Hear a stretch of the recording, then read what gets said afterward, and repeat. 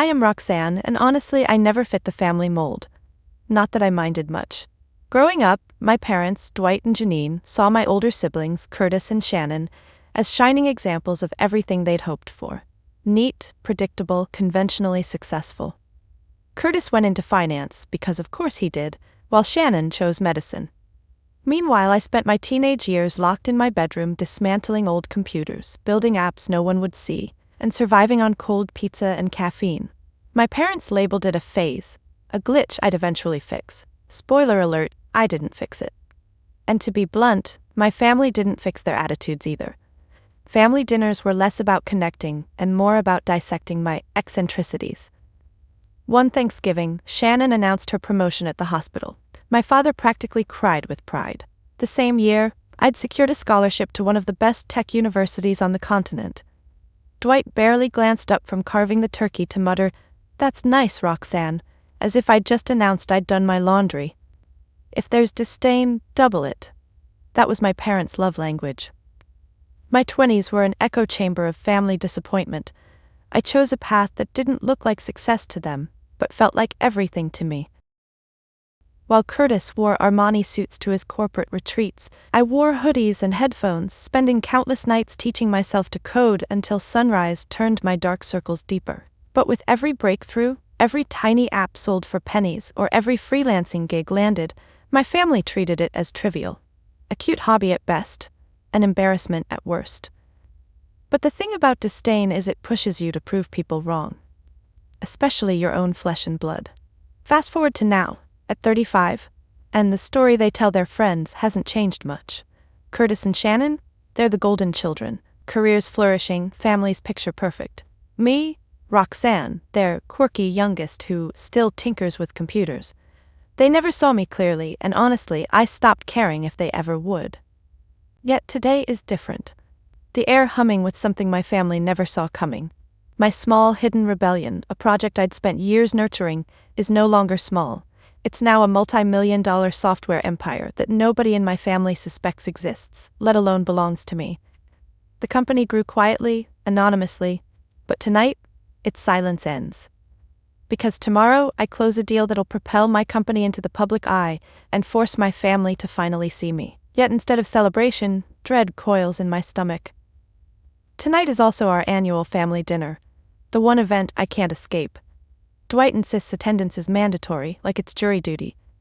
I know exactly what awaits me: subtle digs about my unmarried status, snide questions about when I'll get a real job, fake laughter about my supposed delusions of grandeur. A never-ending gauntlet of contempt disguised as familial banter. If disdain was fuel, I had enough to light up a city. As I prepare for the inevitable interrogation, dressing in clothes I wouldn't choose otherwise, rehearsing neutral expressions for each loaded question, I think about how strange this all feels. I'm about to step into their judgmental spotlight, knowing their disdain now means nothing, yet still dreading it anyway. Family baggage doesn't disappear just because you've built something they can't comprehend. Yet something deeper stirs inside me, a curious defiance, hot and simmering beneath the dread. I realize suddenly that tonight isn't about them. It's about me. It's about the independence I've forged, the success I've secretly built, and the realization that I don't need their validation. In fact, I never did. But before I tell you how my own family plotted to tear everything from my hands, let me know where you're watching from and hit subscribe if you've ever overcome something for your family. Trust me, you have no idea what they'll do once they find out I built an empire without them. Tonight is not just another dinner. Tonight, my invisible rebellion begins its reveal. My family's disdain wasn't a sudden storm, it was a slow drip of dismissal that eroded my confidence throughout childhood and adolescence. Growing up in the shadow of Curtis and Shannon was like being an extra in a movie nobody watched. They were the stars, applauded for every minor accomplishment. I was the scenery, invisible except when needed as a backdrop for comparison. I vividly remember one particular evening when I was 15. Curtis had made honor roll, again, and Shannon had won some minor academic award. My parents threw a celebratory dinner, balloons, cake, the whole works. Midway through, trying desperately to gain some sliver of their attention, I announced that I'd built a functioning robot from scrap parts. Janine paused, blinking at me as if I'd spoken a foreign language. "That's lovely, Roxanne, but could you pass the potatoes? Shannon needs to eat, she's got exams tomorrow." Curtis snickered, elbowing Shannon as if I'd told some silly joke. It was clear, they genuinely didn't see it. My passion, my effort, the late night spent figuring out wiring diagrams, soldering until my fingers blistered. To them, a robot built by their youngest was just a toy, not even worthy of a curious glance. If there's disdain, double it. My family perfected this into an art form. In my senior year, another milestone arrived. Acceptance letters. Curtis had long since gone off to Yale, Shannon to Harvard. When my thick envelope from Stanford arrived, my excitement felt as bright as sunshine. Surely this would impress them. Dwight flipped through the acceptance letter briefly, eyebrows raised skeptically. "Computer science? You sure that's a good choice? There's a lot more security in something like accounting. Just look at Curtis." "Yeah, Roxy," Shannon chimed in, her voice dripping with sweetness, masking venom. "Computers? That's cute, but a bit unrealistic, right? Can you really make a career out of video games and chat rooms?" I didn't argue. I folded the letter quietly, stung but determined. Their dismissal ignited a fire within me, a burning certainty that I'd prove them wrong. I'd never felt more invisible or more resolved. College, predictably, became an extension of my invisibility. Dwight and Janine proudly displayed Curtis's finance awards and Shannon's medical school graduation photos prominently in the living room. My graduation picture from Stanford was relegated to the hallway, half hidden behind a potted plant. When I landed a prestigious internship with a major tech firm right out of college, it felt like validation at last. I expected at least a nod of approval. Instead, Dwight said flatly, "An internship? Shannon's residency is at a top hospital. Internship seems a bit junior league, doesn't it?" No congratulations, no pride, just another opportunity to highlight my inadequacies. If there was gratitude, my family never showed it, not to me. Each visit home became a reminder of how my path, unconventional, driven by passion rather than practicality, was a disappointment to them. They never outright said it, but their silence spoke louder than words. The only time I mattered was when they could point to me as the cautionary tale, their quirky daughter who chose tech gadgets over genuine accomplishments. At 25, after years of enduring family dinners filled with subtle humiliation, I stopped sharing my successes altogether. I never told them when my first app sold thousands of copies overnight, nor did I mention the six-figure job offers I turned down to build my own startup. Why share victories with people who'd never appreciate their significance? My family only heard echoes of my life, whispers of half-truths I allowed them to believe. Roxanne is doing fine, still into her computer stuff. Not married yet, but maybe one day. Their ignorance became my protective shield. Inside it, I worked obsessively to create something extraordinary, something they couldn't dismiss with a casual wave of their hand. Looking back, I realized that invisibility can be both painful and powerful. Ignored, I was free from their expectations, able to build something entirely my own, something they couldn't belittle because they didn't even know it existed. My secret, my hidden strength. And now, as I ready myself to finally step into the spotlight I carefully avoided for a decade, I wonder, will their disdain turn to shock? Or something worse? Something darker? Tonight I'm about to find out. It was a Tuesday afternoon, the kind of ordinary day that quietly rearranges your entire future. I remember vividly because it was raining so hard that San Francisco felt like it was trying to wash itself clean. I was in a cramped cafe, nursing lukewarm coffee, scribbling notes, and watching my laptop battery slowly drain when it struck me, the aha moment that changed everything. At 26, I'd spent years hopping from gig to gig, refining my skills, but I hadn't found that one idea that felt both big and achievable. Freelance projects kept the bills paid, barely, but I craved something more meaningful. I wanted a legacy, something powerful enough that even my family couldn't diminish it. As the rain streaked the cafe windows, I overheard two women at a nearby table struggling to manage appointments and client data for their fledgling business. Their frustration was palpable, matching my own restless anxiety. One said, exasperated, "There should just be an easy way to automate all this? Who has time to learn complex software anyway?" That casual complaint landed like lightning in my mind. It clicked into place so suddenly that adrenaline surged through me. Why wasn't there an intuitive software solution designed specifically for everyday entrepreneurs who hated technology but desperately needed it? Right there, amidst the drone of rain and coffee grinders, my idea was born. Within days, I dove headfirst into the challenge. Nights became mornings, and sleep became a luxury reserved only for when my eyes physically refused to stay open. My apartment transformed into an ecosystem of chaos. Half-drunk coffee cups, notes plastered over every wall, screens illuminating my face long after the world had fallen asleep. I threw myself into the development with relentless intensity. Every spare penny went into servers, design help, or a random coder from Oklahoma whose talent far exceeded his hourly rate. I learned to live lean, stretching noodles and frozen dinners, knowing every cent saved pushed me closer to launching the beta version. If there's gratitude, exceed expectations. My gratitude went entirely to the people who believed in my idea, when it was nothing but scribbles and lines of messy code. And there were times I nearly quit. Moments of despair where doubts whispered louder than ambition. Who was I kidding? Would anyone even want this?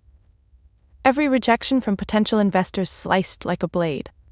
Each mockery from Silicon Valley insiders, who viewed my simple software as trivial compared to flashier startups, echoed my family's dismissive laughter. I felt that disdain again, double strength, but this time I refused to bow to it. Instead, it became fuel. Finally, after 18 brutal months, I quietly launched the first version of what would become a game changer for thousands. Initially, sales trickled in slowly, sporadically, just enough to keep hope flickering. But then came a turning point. A single enthusiastic review in a niche business magazine praising its simplicity and affordability. Overnight, that trickle became a stream. Then the stream became a torrent. Within months, my small idea grew rapidly. It resonated with people tired of complicated solutions. It solved real problems. Soon, my little software was powering businesses coast to coast. Within 2 years, revenue soared from thousands to hundreds of thousands, and quietly, confidently crossed into millions. Yet I kept it entirely hidden from my family. They saw only glimpses of my tired eyes, my perpetual rush, and assumed it was more futile effort, another doomed project. I let them believe it, taking quiet satisfaction from the secret I held. Their ignorance was both painful and comforting, but I wasn't ready yet to reveal my triumph. Keeping my empire a secret wasn't just about privacy, it became a profound act of self-preservation. The moment I exposed it, their disdain would morph into jealousy, entitlement, greed. I wasn't naive. I knew exactly how quickly their casual dismissal would twist into possessiveness once they saw real success. They'd want their piece, claiming their support had been instrumental, rewriting history to make themselves heroes in my narrative. But my narrative belonged only to me. For nearly a decade I nurtured my company discreetly. Every milestone I celebrated quietly, every success tempered by caution, every victory muted. My empire thrived in silence, away from family scrutiny. Yet now, its growth was undeniable. The deal set for tomorrow would thrust it, and me, into the spotlight. There would be no more hiding. Tonight, at the family dinner, I'd endure their contempt one final time, knowing that tomorrow the world would discover Roxanne, not as the family's quirky misfit, but as a self-made powerhouse whose decade-long journey finally demanded recognition. But nothing prepared me for the betrayal that waited behind my parents' carefully set dinner table. Tonight, dread sits heavy in my chest, heavier than usual. The familiar clench of anxiety tightens my jaw as I stare at my reflection. My makeup is careful, subtle, designed specifically to prevent commentary. My outfit, conservative but expensive enough to ward off their cutting remarks, feels stiff against my skin. Everything is intentional, a protective armor against family judgment. I step outside, the evening air cool against my face, but my pulse quickens as I slide behind the wheel. As my car hums quietly through the city, memories flood my mind, each one heavier than the last. Every family dinner for the past decade has played out the same. My attempts to minimize attention, their pointed barbs masked as curiosity, and my quiet endurance counting down the minutes until I can escape. But tonight carries an edge I've never felt before. Because tomorrow, the quiet, secretive journey I've protected fiercely for nearly a decade will no longer be mine alone. My company, painstakingly built in secrecy, will finally emerge from the shadows, publicly cementing my independence and success. The tech world is buzzing about my company's upcoming merger, my hidden identity as its founder still under wraps, but soon to be unveiled. This should be a triumphant moment. Yet all I feel is dread, thick as fog. When I pull into the driveway, the sight of my parents' house fills me with familiar unease. Warm golden lights illuminate the windows, hiding the coldness waiting inside. Curtis's BMW and Shannon's SUV are already parked in the drive, perfectly polished, like the lives they've carefully crafted. Inside, Janine greets me first, a practiced smile stretched thin across her lips. "Roxanne, finally here! We were starting to wonder if you'd even come." "Hi, Mom," I reply, bracing for the familiar routine. Dwight is next, his handshake perfunctory. "Good to see you finally making it on time, Roxanne. Maybe there's hope for you yet." I don't answer, forcing a tight smile instead. Curtis and Shannon exchange knowing glances as they approach. "Hey Roxy," Curtis drawls, his tone faintly mocking. "Any groundbreaking apps lately or still playing with your toys?" Shannon chimes in sweetly, her voice sugary but laced with venom. "You know, we always wondered when you'd finally grow out of your tech phase. Maybe tonight you'll tell us you're ready to do something real?" I hold back my response, swallowing pride like bitter medicine. Years of conditioning have taught me that silence is safer. Dinner unfolds predictably. Dwight holds court at the table, praising Curtis's latest business deals and Shannon's expanding medical practice. Each accomplishment praised feels like a deliberate jab aimed directly at me. "And Roxanne?" Janine turns abruptly. "Still working freelance, dear? You know, there's no shame in admitting you might want to try something more stable." All eyes swivel towards me, hungry for my discomfort. "Actually," I start, heart racing, but I falter, feeling suddenly vulnerable beneath their collective gaze. Their dismissal seeps deeper than expected. "Yes, still freelance, it pays the bills." They exchange pitying glances, satisfied. The conversation moves on, leaving me behind once more. My teeth clench, resentment burns in my throat. Tomorrow, everything changes, I remind myself silently. Yet something nags at the back of my mind, an unsettling intuition. Curtis keeps glancing at his phone, exchanging whispers with Shannon. Dwight is unusually upbeat, laughing louder, more forcibly than usual. Something is off. The energy feels strange, calculated. Dessert arrives, and my unease sharpens to outright suspicion when Dwight clears his throat dramatically, drawing the table's attention. He straightens, his voice oddly formal. "Tonight isn't just any family dinner. There's something important we need to address." My heart skips painfully. I brace instinctively. "We've tried hard over the years," Dwight continues, meeting my eyes without flinching, "but Roxanne, it's clear you've chosen a path that doesn't align with our family's values. Your mother and I, along with your siblings, have decided it's time for us to officially part ways." My blood runs cold, shock grips me. I barely register Janine's pitying nod or Shannon's smug satisfaction. Curtis refuses to meet my eyes, but his mouth curls into a smirk he can't quite hide. "You're disowning me?" I manage, voice tight, barely audible. Dwight's face hardens, his response cold, final. "We can't keep pretending you belong here, Roxanne. Your lifestyle, your choices, they're not something we can support anymore." The table falls silent. I feel exposed raw beneath their scrutiny, their judgment final and public. Disdain doubled, no, tripled. Yet, beneath the shock, something else ignites within me, a small, determined flame, fierce and unyielding. They think they've cut me loose. They have no idea they've just set me free. I rise slowly, dignity carefully pieced together like fragile glass. "Fine," I say softly. "You've made your decision and I've made mine." As I step away from the table, I glance back one last time. They look pleased, relieved even, their rejection complete. They have no idea they've handed me exactly what I needed, true independence. Outside, beneath the quiet night sky, I catch my breath. Tomorrow, everything changes and now there's nothing holding me back. But as my phone buzzes urgently in my pocket, I realize the night's drama isn't over yet. Standing outside my parents' house, still reeling from their brutal rejection, I pull my phone from my pocket. The screen flashes urgently. A call from my business partner Wesley. Wesley rarely calls without warning, and never at night. My heart hammers with sudden anxiety as I answer. "Wes, what's going on?" His voice comes through ragged, breathless with excitement. "Roxanne, are you sitting down?" The merger news leaked early, it's everywhere, investors are calling non-stop, they want you. Now. My stomach flips violently. The news was supposed to break tomorrow morning, giving me at least one final evening to prepare myself. Instead, the veil has already dropped. The world is learning my secret, the empire I've silently constructed, the empire my family never imagined possible. How bad? I ask, gripping the phone tightly. No, Rox, you don't get it. This is good. Better than good. You're trending. The company is blowing up.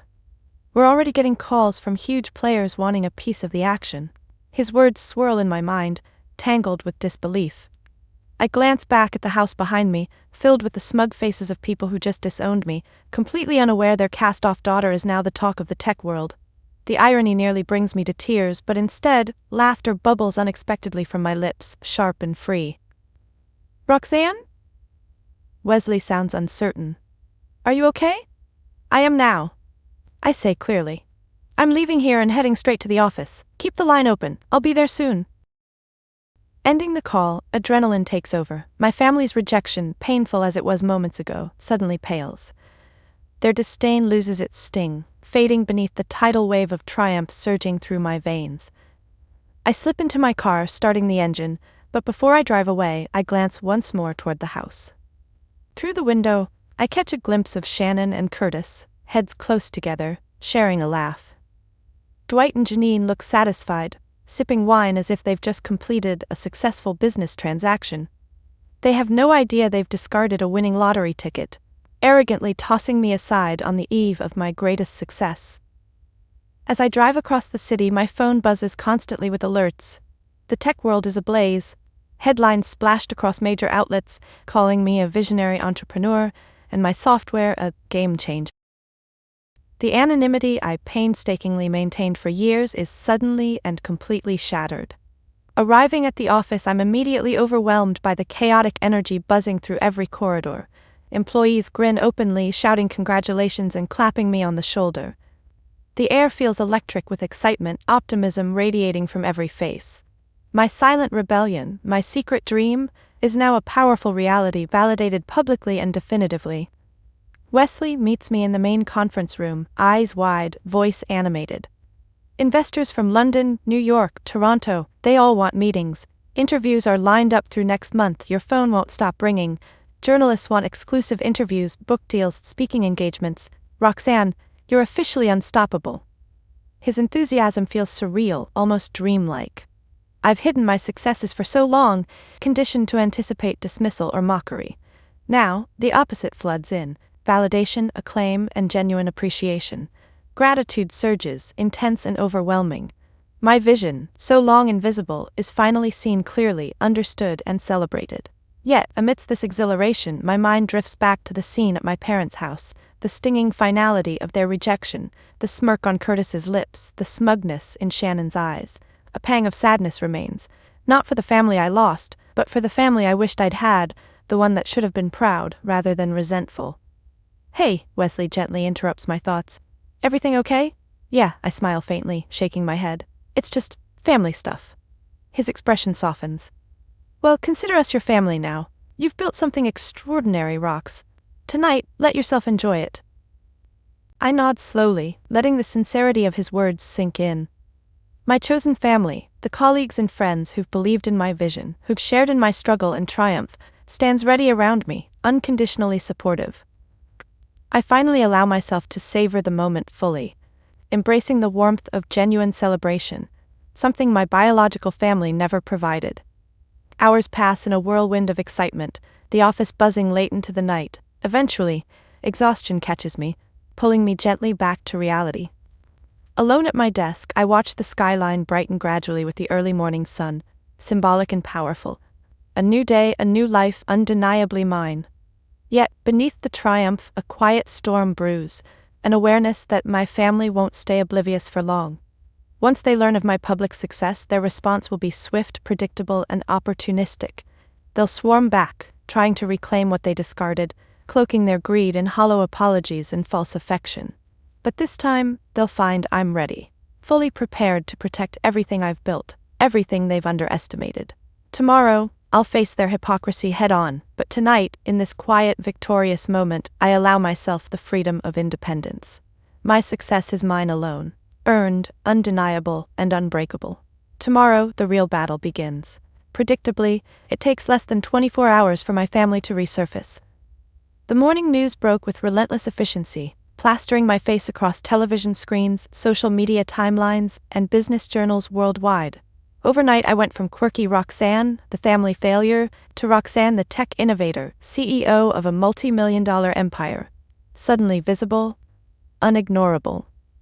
When Dwight's name flashes on my buzzing phone, followed by Janine's, Shannon's, and finally Curtis's, each missed call feels like poetic justice. Their frantic attempts to reach me are a sharp contrast to years of dismissal and neglect. But today, my silence is intentional, deliberate, letting them stew in uncertainty. By mid-afternoon, Curtis's voicemail grows desperate. "Hey Rox, we need to talk, call me back, urgent family matter." I almost laugh at the absurdity. Family urgency? They'd officially severed ties less than 12 hours earlier. Their urgent matter is clear enough. Their pride demands damage control. Their greed pushes reconciliation. But this Roxanne is no longer easily swayed by guilt or manipulation. My independence feels exhilarating, empowering, non-negotiable. When my assistant Layla timidly knocks on my office door, holding a note scribbled hastily with Curtis's name, I sigh, nodding reluctantly. Time to end the games.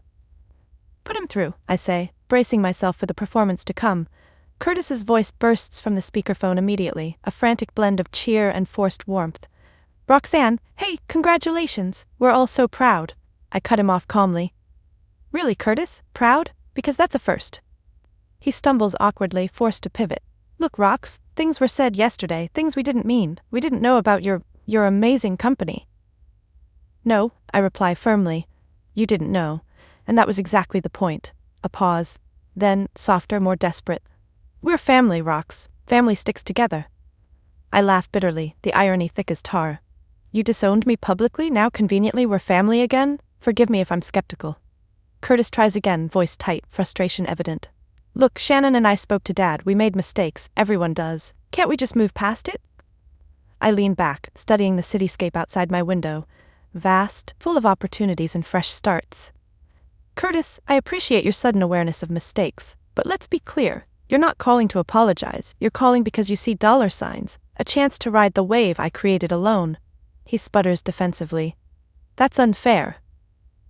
"Is it?" My voice remains cool, resolute. "You sat there last night, watching our parents humiliate me, disown me, while you smirked. Tell me exactly where your family loyalty was then." Silence from Curtis, thick and accusing. I know he can't justify it. Instead, he resorts to guilt, their favorite tactic. "Mom's in tears, Roxanne. Dad's distraught. They feel horrible." Anger flares inside me, swift and sharp. They don't get to feel horrible. They don't get the luxury of regret. Not after years of dismissing me, belittling my dreams. Not after making me invisible and worthless in their eyes until they realized I had something they wanted. Curtis's voice hardens abruptly, facade slipping. "Fine, Rox. Cut the dramatics.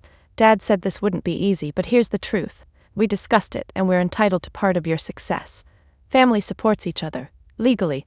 My blood boils instantly, hot fury pulsing through me. "Legally? Are you threatening me, Curtis?" "Not threatening," he hedges carefully.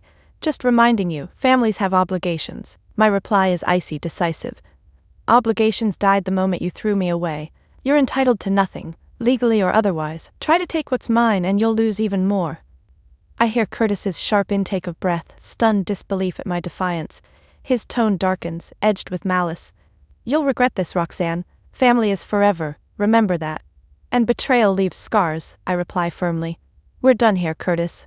I disconnect the call abruptly, chest heaving, emotions swirling chaotically. His threats linger, a reminder of how easily entitlement can twist love into something ugly and manipulative. But I won't be manipulated. Not this time, not ever again. My phone buzzes immediately, messages flooding in from Shannon, Dwight, Janine. Each plea laced with false sincerity, calculated remorse. I silence the device, taking deep breaths, grounding myself in the reality of what I've built, not what they try to claim. Their words carry no weight anymore. Their threats, empty shadows against my newfound strength. Layla returns quietly, sensing tension. Are you okay, Roxanne? Better than okay, I say softly, smiling genuinely. I'm finally free. She smiles back, a quiet strength in her gaze. Good. You deserve this. And I do. I deserve every ounce of this independence, every bit of my hard-won success, every shred of dignity I've reclaimed from their contemptuous grip. My family's betrayal still aches, a wound fresh and raw, but it's tempered now by determination. They wanted to strip me of everything. Instead, they liberated me completely. Tonight, as I glance once more at the illuminated skyline outside, I resolve firmly, finally, they won't ever control my story again. From here forward, Roxanne writes her own narrative. The news of my triumph ripples outward, reshaping every corner of my life. Overnight, I've gone from being my family's secret shame to their reluctant obsession, a coveted treasure they regret discarding. The more distant I remain, the more desperately they claw at me, frantic to rewrite our story. Ignoring their increasingly insistent messages becomes a quiet ritual, empowering in its subtle defiance. My family's toxic grasp loosened abruptly when they disowned me. Now, their desperation tightens around emptiness, grasping air. Yet the freedom I've embraced remains fragile, overshadowed by their threats, their simmering resentment bubbling quietly beneath the surface. Late one evening, working tirelessly through a flood of new responsibilities, my phone lights up unexpectedly. I brace myself for another bitter exchange, but instead, an unknown number appears. Reluctantly, I answer. Roxanne, it's Evelyn Monroe, from Venture Capital Today. A smooth, confident voice greets me. My pulse quickens. Evelyn Monroe isn't just any journalist, her voice shapes the tech industry. I'd love to profile your journey. Interested? A sudden rush of pride mixed with cautious disbelief fills me. Evelyn Monroe sees me. This isn't a family obligation or pity masked as praise, it's genuine validation. Yes, I respond, voice clear. I'd be honored. Days later, Evelyn arrives at my office, confident yet approachable, her presence filling the room effortlessly. Our conversation begins simply, retracing my quiet journey from obscurity to industry prominence. But soon the dialogue shifts, exposing vulnerabilities, long-held secrets of family neglect, my relentless drive rooted in emotional isolation. You hid your success, Evelyn observes thoughtfully, pen poised, eyes empathetic but probing. Why? I pause, searching for words honest enough to match the moment. Because my family never saw me clearly. Success meant vulnerability, another chance for them to diminish me. Keeping it secret protected me. She nods slowly, understanding dawning deeper. And now? How does it feel being seen finally? I smile softly, the truth escaping naturally. It feels liberating, but also terrifying. As our interview wraps, Evelyn's phone buzzes sharply. Her brow furrows as she glances at the screen, expression shifting subtly. Roxanne, she begins carefully, there's something you should see. She hands me her phone, my stomach knots instantly. On screen is a headline splashed across a gossip-heavy business blog, displaying a scandalous vindictive claim, Tech Titan Roxanne under fire, estranged family alleges fraud, theft. My hands tremble slightly, heart racing. Evelyn watches quietly, empathy etched in her features. I'm guessing they're your family. I nod numbly, betrayal cutting deeper than before. They'd weaponized their resentment publicly, attempting to reclaim control through slander and humiliation. Their greed has twisted into vindictive rage, attacking what I've painstakingly created. Roxanne, Evelyn says firmly, placing a gentle hand on my arm, steadying me. I've seen your work, your vision. These allegations are obvious spite. If you're ready, I'll help set the record straight. But you have to choose how you respond. Retreat or fight.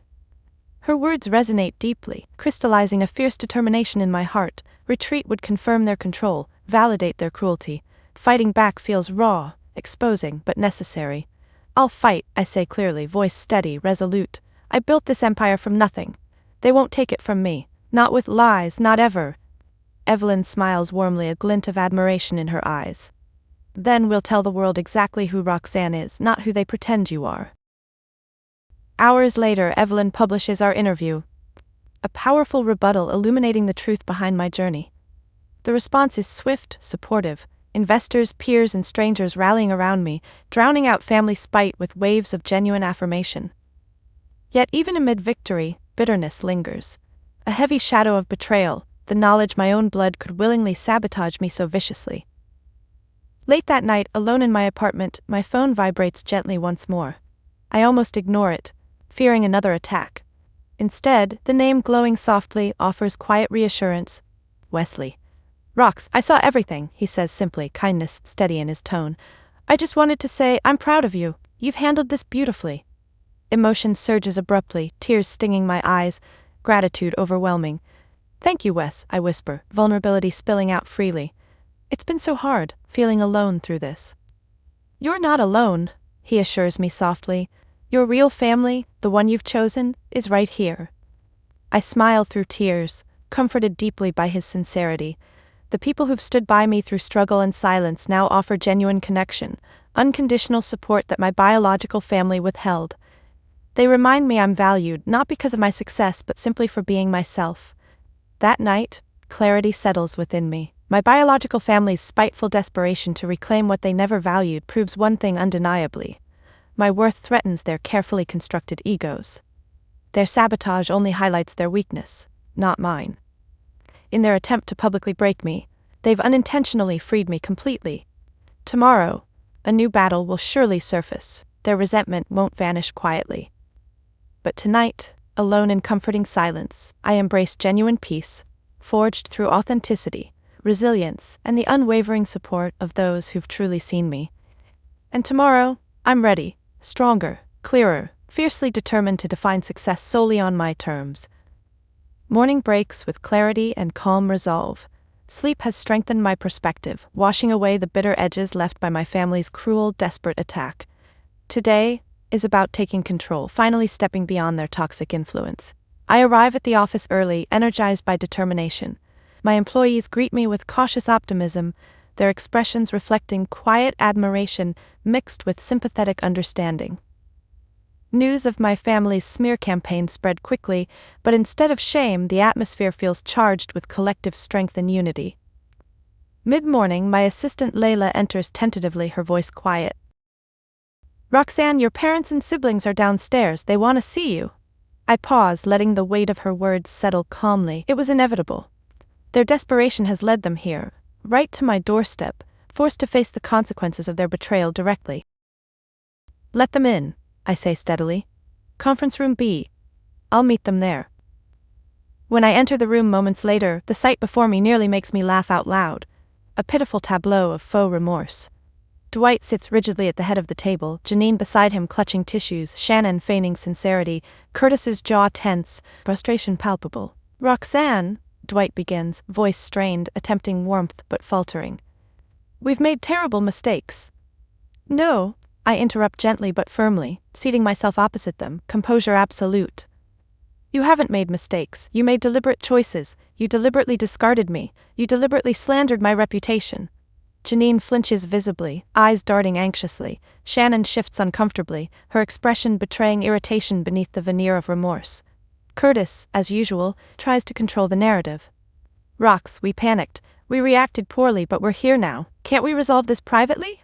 Family matters shouldn't be public spectacle. My patience thins instantly. Interesting, Curtis. You had no hesitation making false claims publicly, but now that your image is at stake, privacy suddenly matters? His jaw tightens angrily. Dwight intervenes quickly, voice stern, fatherly authority attempted once more. Roxanne, enough games. You need to understand. We acted impulsively, but this isn't the family legacy you want. We need to reconcile, move past this, together. Together? I echo, incredulously. You mean you want access to what I built alone while pretending you supported me from the start? Dwight, that's not reconciliation, that's exploitation. Janine's eyes brim theatrically. Roxanne, darling, we're still your parents, we raised you. You raised Curtis and Shannon, I interject sharply, my voice unwavering. You tolerated me. Let's be clear, this isn't reconciliation. It's greed wrapped in entitlement. You're here because you failed to destroy me. Curtis leans forward aggressively, dropping the act entirely. Careful, Roxanne. Rejecting us publicly will only deepen the damage. Damage? I repeat calmly. The only damage done is to your own credibility, your reputation. Your threats are hollow. Everything you've done to sabotage me has already failed. The room grows silent, tension heavy, suffocating. Dwight finally sighs deeply, defeated resignation evident. So you're determined to abandon your family? I lean forward, meeting his gaze without fear or hesitation. No, Dwight, I'm choosing a real family, one defined by genuine respect, unconditional support, and authentic loyalty. You disowned me, remember? You don't get to reclaim me now. They sit stunned, disbelief etched plainly on their faces. My refusal shatters their final illusion of power, exposing their empty arrogance completely. Rising steadily, I address them calmly, firmly. This conversation is over. You lost me the moment you chose to discard me. Any future contact will go through legal counsel. Goodbye. Turning confidently toward the door, I step out, leaving their shocked, defeated expressions behind. The finality of the moment reverberates powerfully through me, relief blending seamlessly with triumph. This chapter, filled with pain, dismissal, betrayal, is finally closed. Layla waits quietly outside, expressions supportive yet curious. You okay? I breathe deeply, allowing a genuine smile. Better than okay, that was long overdue. She nods sympathetically. For what it's worth, we're all incredibly proud of you, Roxanne. You showed them and everyone else what real strength looks like. Her words soothe deeply, grounding me in the reality I've created, far stronger, more meaningful, and genuinely connected than the toxic bonds of obligation and entitlement my family tried to force upon me. Returning to my office, I reflect quietly, heart calm, mind clear. Their hypocrisy, exposed fully undeniable, no longer defines my narrative. The story they tried to control, diminish, and manipulate is completely mine, rewritten through resilience, hard-earned success, and chosen family bonds built on genuine respect and admiration. Today marks the end of their influence and the true beginning of mine. The evening after confronting my family, I find myself stepping into a quiet cafe just outside the city, away from the relentless buzz of media attention and corporate urgency. The gentle hum of conversation, the warmth of soft lighting, it feels like stepping into a sanctuary. At a table near the window sits Wesley, flanked by our closest friends and key team members. Layla, her expression always quietly empathetic. Grant, our CFO with his signature disarming humor. And Elise, the sharp-minded engineer whose friendship often anchored me through rough patches. As I approach, their faces brighten immediately, smiles genuine and welcoming. Nothing like the guarded scrutiny my biological family perfected. Wesley rises first, embracing me briefly with a comforting, brotherly affection. We're glad you made it, he says warmly. We weren't sure if you'd still have energy after today's events. Honestly, neither was I reply softly, a relieved smile escaping. But I think I needed this more than anything. We settle into an easy rhythm of conversation, comfortable laughter mingling freely.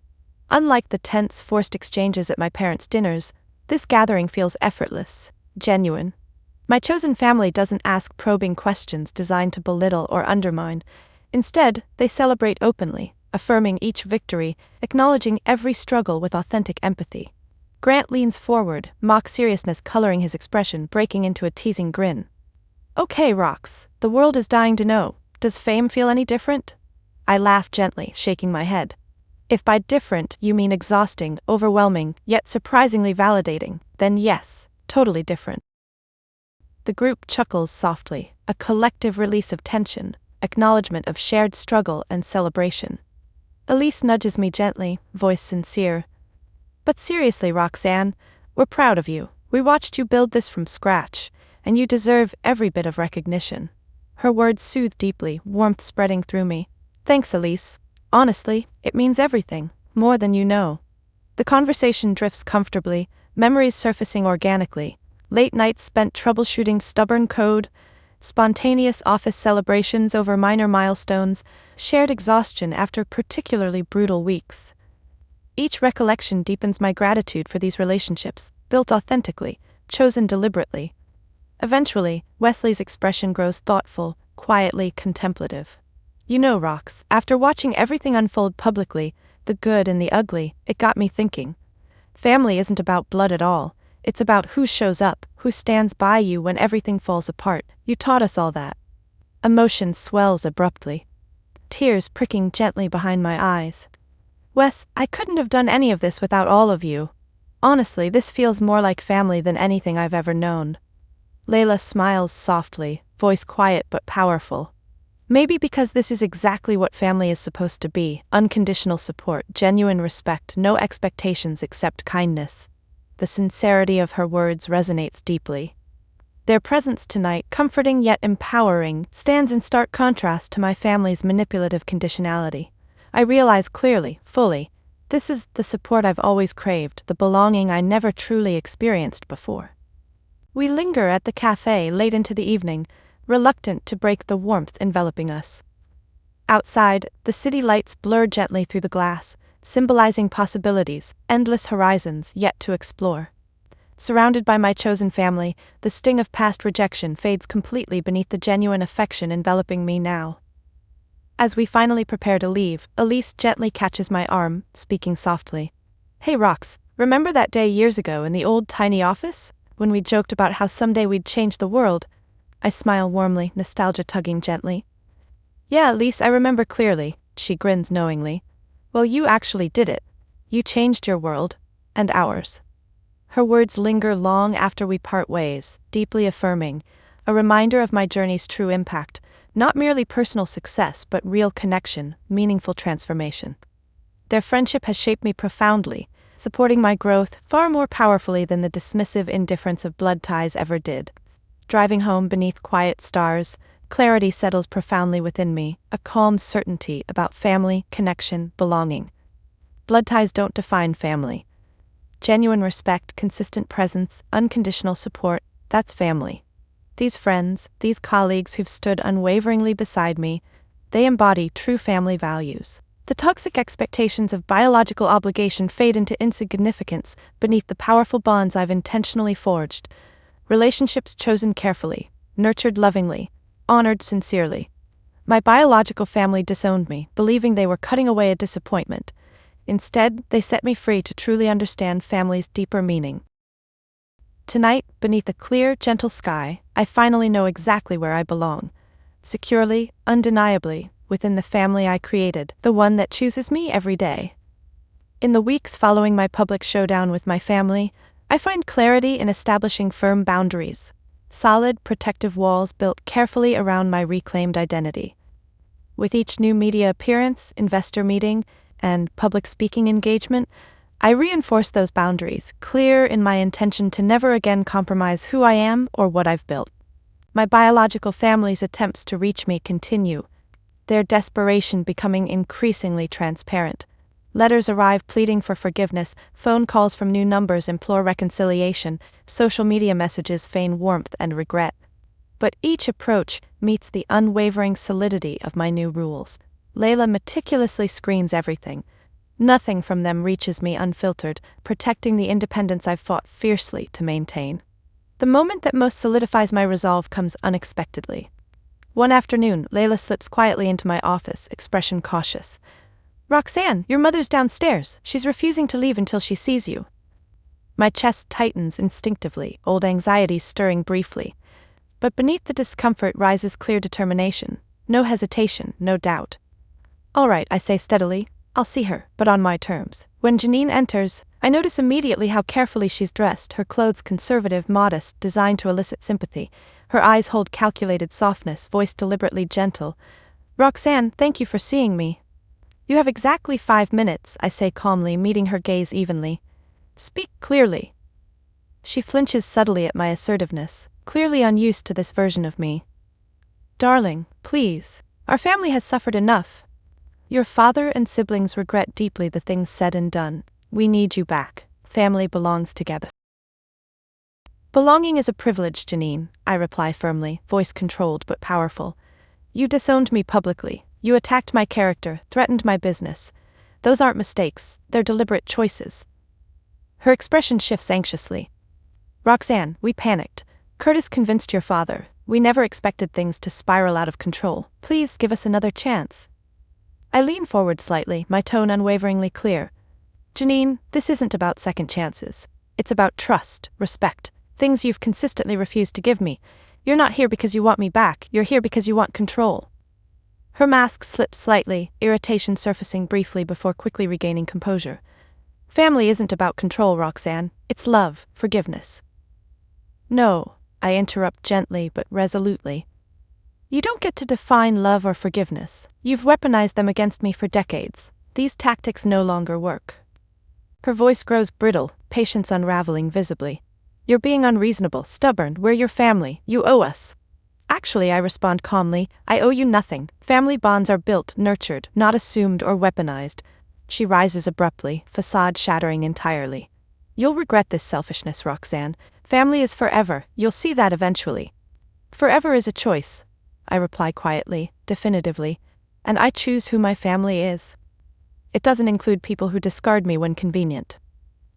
She storms out angrily, her footsteps echoing sharply in the quiet corridor outside my office. I remain still, heart pounding, yet resolutely calm. Each boundary set, each refusal to capitulate strengthens my confidence, reinforces my independence. Janine's anger, her threats, hollow echoes, unable to penetrate the fortress I've carefully constructed around myself. Later that evening, alone in my apartment, a message from Wesley lights up my phone screen. "Heard what happened. Proud of you. Holding firm is hard, but necessary. You're inspiring us all." I smile softly, gratitude blooming warmly within me. Support like Wesley's, honest and unwavering, has become foundational, each chosen relationship reinforcing my strength, bolstering my clarity. My family assumed power through obligation, my chosen allies offer it freely through authentic care and respect. With each passing day, my boundaries become more clearly defined. Firm yet flexible enough to welcome genuine connection, solid enough to repel manipulation.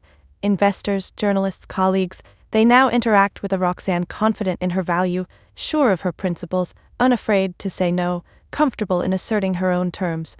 The newfound respect I've earned publicly mirrors the self-respect nurtured quietly, privately. Even my company culture shifts subtly. My employees embracing boundaries of their own.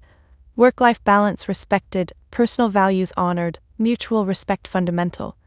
The empowerment I've found filters organically outward, affecting everyone who shares this journey alongside me. Late one night, reflecting quietly over tea, I realized suddenly how much I've grown. My family's attempt to control my narrative, to diminish my independence, failed spectacularly.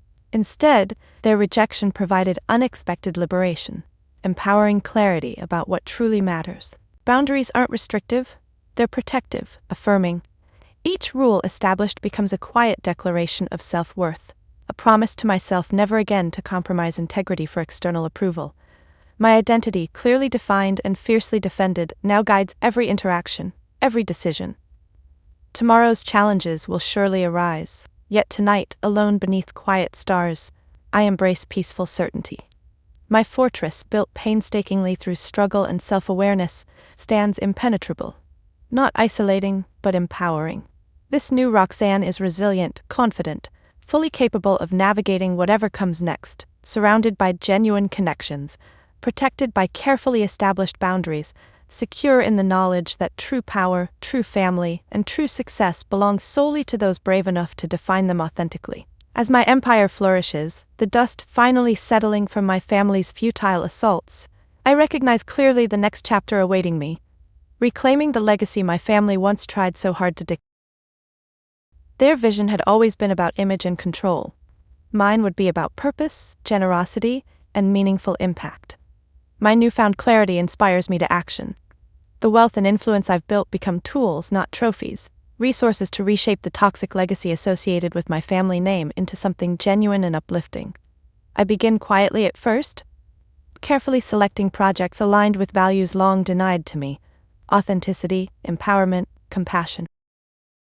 The first initiative I launch is deeply personal, a scholarship fund aimed specifically at young women in technology, girls who, like me, felt invisible, dismissed, unsupported. The response is immediate, powerful, applications pouring in, each story reflecting my own struggle, determination, quiet rebellion against expectations. As I review their essays one evening, emotions swirl powerfully within me. These girls, passionate yet uncertain, seeking validation and opportunity, mirror exactly who I once was: lonely, hopeful, quietly determined. Each letter strengthens my resolve to rewrite the narrative, turning neglect and disdain into active, empowering support. Publicly launching the scholarship ignites a fresh wave of positive media attention, overshadowing my family's previous scandals entirely. Headlines now focus exclusively on Roxanne, the tech founder transforming lives, her legacy built from generosity rather than entitlement. Late one afternoon, as I finalize details of a new mentorship program at my desk, Layla taps softly on my door, eyes sparkling warmly. Roxanne, you've got to see this. Curious, I follow her toward the conference room, heart quickening with anticipation. Inside, gathered quietly, are several scholarship recipients. Young women whose futures I've impacted directly, standing shyly, eager smiles breaking gently across their faces. Layla's voice trembles slightly, emotion genuine. We thought you should meet them, see directly what you've created. Tears fill my eyes unexpectedly, gratitude overwhelming. Meeting their gazes, I sense clearly the profound shift my decisions have made, not merely financially, but emotionally, personally. My success, once a shield against family disdain, now genuinely uplifts others, turning past pain into purposeful impact. A girl named Bailey steps forward hesitantly, voice gentle yet strong. Roxanne, I just wanted to thank you personally. Your scholarship didn't just help me financially, it made me believe someone saw value in my dreams. Her sincerity echoes deeply within me, resonating profoundly. Bailey, I reply softly, voice thick with emotion, your dreams were always valuable. I'm just honored to help you realize them. Leaving the meeting later, heart full, I realize this, more than wealth, power, or validation, is exactly what my legacy should be. Turning rejection into genuine connection, reshaping hurt into meaningful hope. Days later, a prestigious industry conference invites me to deliver the keynote address, a platform traditionally dominated by figures from prestigious conventional backgrounds. Accepting feels daunting, yet empowering. Stepping onto the stage before hundreds of respected industry peers, my voice clear, confident, I openly acknowledge my unconventional journey, vulnerability transparent. Family rejection taught me resilience, I say firmly, sincerely. Invisibility taught me independence. But reclaiming my legacy taught me purpose. True success is measured by impact, not approval. The audience responds powerfully, standing ovation immediate, authentic, a validation far deeper, more meaningful than my family's empty praise ever could be. Returning to my office afterward, exhausted yet exhilarated, my phone buzzes unexpectedly. Shannon's name flashes briefly. Hesitantly, curiously, I answer. Her voice trembles slightly, stripped of usual confidence, sincerity cautiously attempted. Roxanne, I watched your speech. It was incredible. Surprise ripples gently through me. Sincerity from Shannon feels foreign, fragile. Thank you, I reply quietly, carefully neutral. She pauses, vulnerability surfacing briefly. I realize we made terrible mistakes, real ones. I know forgiveness isn't realistic, but I'm genuinely sorry. I breathe slowly, emotions swirling complexly. Shannon, I appreciate that. Forgiveness isn't impossible, but rebuilding trust will take time. I understand, she replies softly. I'm just grateful you're redefining our name positively, better than we ever did. Ending the call, my emotions feel clearer, lighter. Genuine accountability, however tentative, is a step forward. A fragile beginning toward genuine reconciliation, not forced obligation. This moment feels hopeful, cautiously optimistic. Reflecting deeply that evening, quiet satisfaction settles warmly within me. My family's attempts at control ultimately failed spectacularly, yet inadvertently set me free to reshape my legacy authentically. My family name, once burdened with bitterness and entitlement, now symbolizes strength, compassion, meaningful generosity. Through deliberate actions, genuine connections, and unwavering principles, I've reclaimed my narrative, reshaping rejection into powerful, lasting impact. Legacy, I realize deeply, isn't something inherited, it's actively chosen, intentionally built, compassionately nurtured. Tonight, beneath peaceful stars illuminating endless possibilities, Roxanne's legacy stands clearly defined, undeniably mine, rooted firmly in authenticity, generosity, purposeful resilience, a family name reclaimed proudly, powerfully, fully on my own terms. Time moves forward gently, each new day reinforcing the peace I've discovered within myself. I sit quietly one evening in my apartment, bathed in the soft glow of dusk, reflecting deeply on the journey that brought me here. My life, once defined entirely by others' perceptions, dismissal, disdain, entitlement, now feels genuinely my own. The chaos of building an empire, weathering family betrayals, reclaiming my independence has given way to quiet clarity, a peaceful certainty about who I am, what I value, and how I choose to live. My family's judgment, once powerful enough to cripple me emotionally, now barely registers, a distant echo stripped of its sting. My phone buzzes gently, messages arriving steadily, Not from intrusive family members or manipulative associates, but from genuine friends and colleagues, my chosen family. Layla sends encouraging words about an upcoming project. Wesley shares humorous observations from a recent business trip. Elise forwards news of yet another scholarship recipient's achievement. Each message reinforces the richness of connections, carefully nurtured, deliberately chosen. Gratitude surges deeply within me, warmth spreading through my chest, acknowledging clearly how profoundly these relationships have shaped my journey, grounding me fully in genuine affection, authentic support. Closing my eyes briefly, I breathe slowly, savoring the calm moment fully.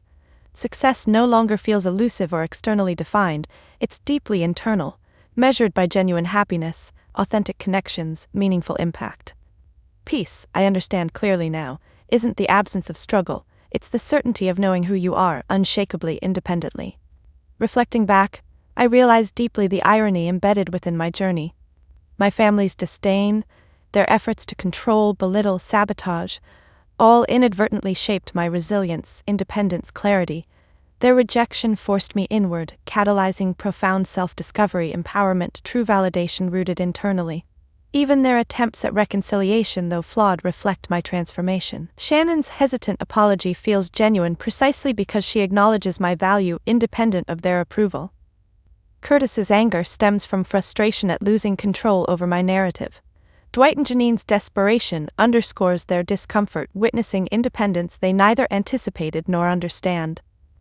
Their reactions, complex yet revealing, reinforce my conviction that true peace arises from internal validation, unshakable self-worth, absolute clarity about boundaries, identity, values.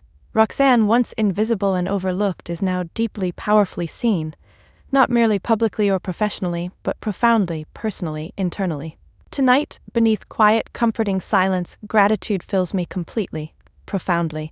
Gratitude for struggle transforming into strength, rejection reshaped into resilience, disdain repurposed as determination. My journey wasn't easy, painless, or predictable, but it was undeniably mine, authentically defined, independently navigated. Tomorrow new challenges will arise inevitably, yet tonight, peaceful certainty envelops me gently, affirming clearly my worth, my journey, my chosen legacy. Roxanne's identity, once fragile beneath external judgment, now stands powerfully unshakable, validated entirely from within, confidently, undeniably secure. Gazing softly at the city lights illuminating infinite possibilities, peace settles warmly within me, a quiet, powerful certainty that true success lies not in external validation, but internal clarity, genuine authenticity, unconditional self-respect. I finally know clearly, undeniably, who I am, and I love exactly who I've become. Have you ever felt trapped by your family's expectations, forced into molds you never fit, defined by standards you never set? My journey showed me clearly how deeply others' perceptions can shape our self-worth, and how liberating it feels when we finally break free to define success on our own terms. If my story resonated with you, please share your experiences in the comments below. I'd genuinely love to hear your stories, your struggles, your triumphs. Let's build a community rooted in authenticity, resilience, and genuine support. And if you found inspiration here, if my journey touched something real within you, please like, subscribe, and share this video with someone who needs encouragement to step bravely into their own truth. Remember clearly, your worth, your identity, your legacy, they belong solely to you, defined only by you. You deserve to live fully, authentically, powerfully, never bound by others' judgments or expectations. Embrace your journey proudly, confidently, unapologetically. Until next time, keep defining success on your own terms. You've got this.